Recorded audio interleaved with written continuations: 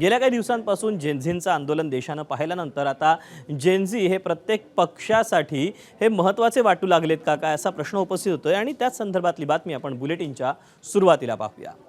दिल्लीतील जंतर मंतरच्या विद्यार्थी आंदोलनावर देशात तरुणांकडे एक मोठी राजकीय वोट बँक म्हणून पाहिला जात आहे आणि त्यामुळेच की काय सगळेच राजकीय पक्ष तरुणाईला आपल्या बाजूने करण्यासाठी वेगवेगळे कार्यक्रमही करतात। राहुल गांधींचा छात्रों की गूंज असो की भाजपचा युवा संवाद कार्यक्रम याचीच प्रचिती म्हणावी लागेल।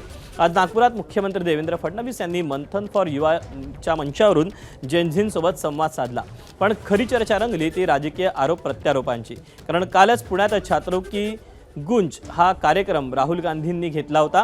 त्यातल्या गर्दीवरून भाजप नेत्यांआधीच आरोप प्रत्यारोप केलेले होते। त्याला आज मुख्यमंत्र्यांनीही पुढे नेलं। मुलींशी संवाद साधणाऱ्या राहुल गांधींची संसदेत महिला आरक्षण विधेयकावरून दुटप्पी भूमिका पाहायला मिळते अशी टीका मुख्यमंत्री फडणवीसांनी केली।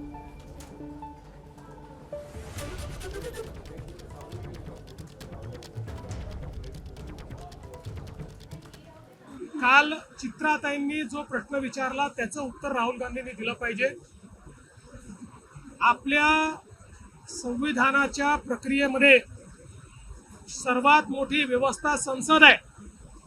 त्या संसदेमध्ये 33% महिला खासदार पोचल्या पाहिजे हा प्रयत्न मोदीजी करतायत आणि त्याला राहुल गांधी विरोध करतायत। पुण्यात येऊन महिलांबद्दल बोलायचं आणि खरी महिलांना जी अधिकारिता मिळणार आहे, जो अधिकार मिळणार आहे त्या विमेन्स रिझर्वेशन बिलाला विरोध करायचा, तो हाणून पडायचं, ही राहुल गांधींची दुटप्पी भूमिका आहे। काँग्रेस हा दिशाहीन पक्ष आहे आणि अलीकडच्या काळामध्ये त्या पक्षामध्ये भोलगेवडे लोक, बोल घेवड्यांचा पक्ष तो झालेला आहे। बोल बच्चन रोज करायचे आणि टीव्हीच्या माध्यमातून रेलेव्हंट राहायचं, एवढंच काम त्यांचं आहे। जमिनीशी टच संपलेला आहे। केवळ स्टेटमेंट देणं एवढ्यापुरता हा पक्ष मर्यादित आहे। हा कार्यक्रम सहभागाचा कार्यक्रम होता। हा कार्यक्रम आणलेल्या लोकांचा नव्हता। ऑर्गॅनिकली गेले काही दिवस विविध इव्हेंट्सच्या माध्यमातून जे नागपुरामध्ये कार्यक्रम चालले आहेत त्याचं कल्मिनेशन या ठिकाणी झालं आणि आपण बघितलं जवळपास 1.5 लाख तरुणांनी यामध्ये पार्टिसिपेट केलेलं आहे। तरुणांशी संवाद साधताना फडणवीसांनी आपल्या राजकीय प्रवासाचा दाखला देत भारतीय लोकशाही आणि संविधानाची ताकद अधोरेखित केली। वैसे तो हिंदी फिल्म में अनिल कपूर एक दिन के भी नायक बन जाते, मुख्यमंत्री बन जाते हैं, लेकिन इतना आसान नहीं है।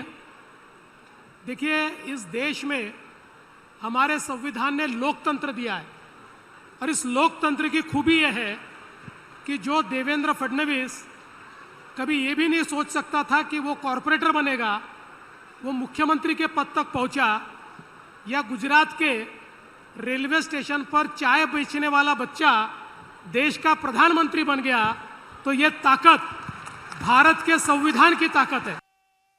मैं 20 साल का था जिस समय राम जन्मभूमि आंदोलन में मैं प्रयागराज गया, वहां से अयोध्या की तरफ गया और उस समय एक प्रकार से पहली बार गोली चलती कैसी है मैंने देखी। हमारे ऊपर गोली चली, डंडे बरसे और बाद में हमको अरेस्ट किया।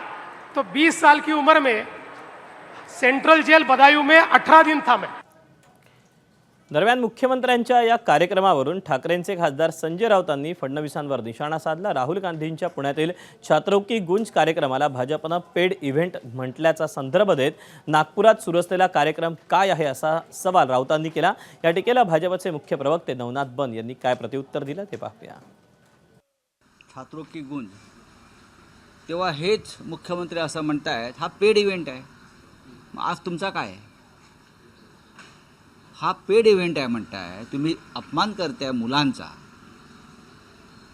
विद्यार्थ्यांचा, तरुणांचा, तरुणींचा। हा पेड इव्हेंट आहे।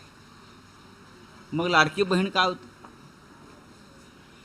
लाडकी बहीण मतं विकत घेण्यासाठी 1500 रुपयाला जो पेड इव्हेंटच होता।